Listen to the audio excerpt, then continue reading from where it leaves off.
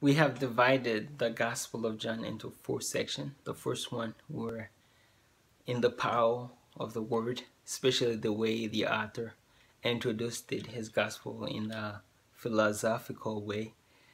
We're examining the power of the Word in the miracles that Jesus made, and also some of the powerful dialogue that we have that are recording in this Gospel of Jesus with someone else. The second section was mostly dealing with this misunderstanding of that first audience, which sometimes identifies as the Jewish audience, or some people identify it like this, but I have many Jewish friends.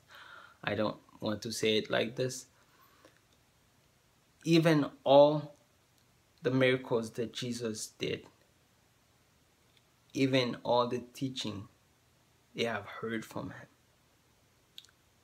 but they were still on the dark place, not understanding, not knowing truly who he is. Now we are in the third section, which started in March 24th with a nice sharing from Brother Aaron Lopez.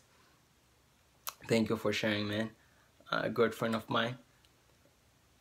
And this third section is mostly dealing with the last portion that we have of Jesus before his death.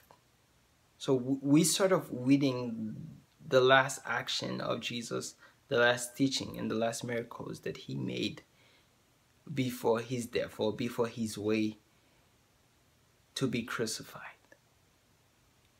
And today we are engaged in the 13th chapter of this gospel. We are reading John chapter 13 verses 34 to 35.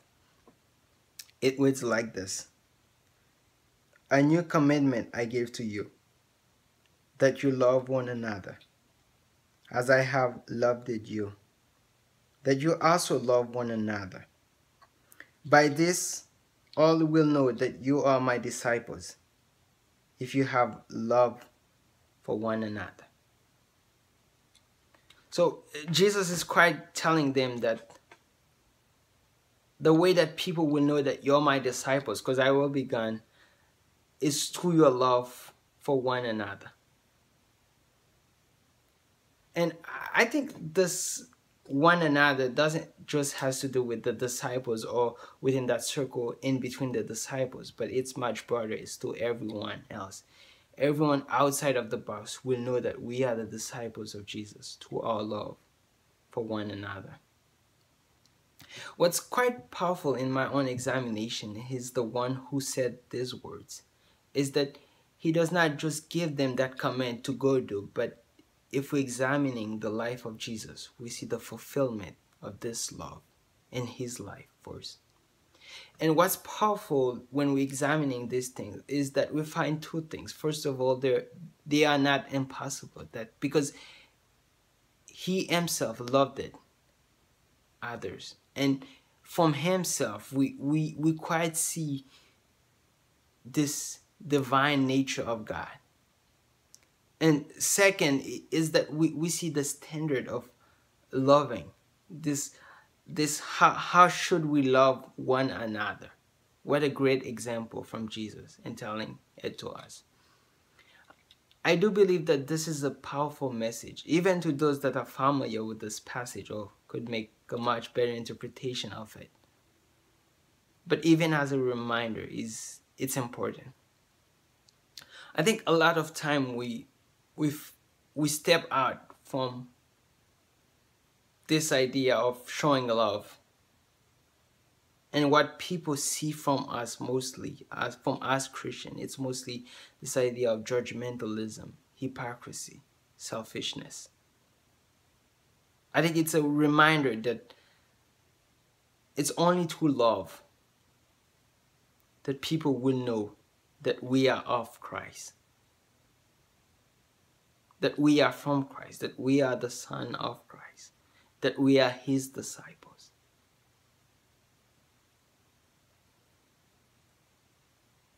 One of the powerful things that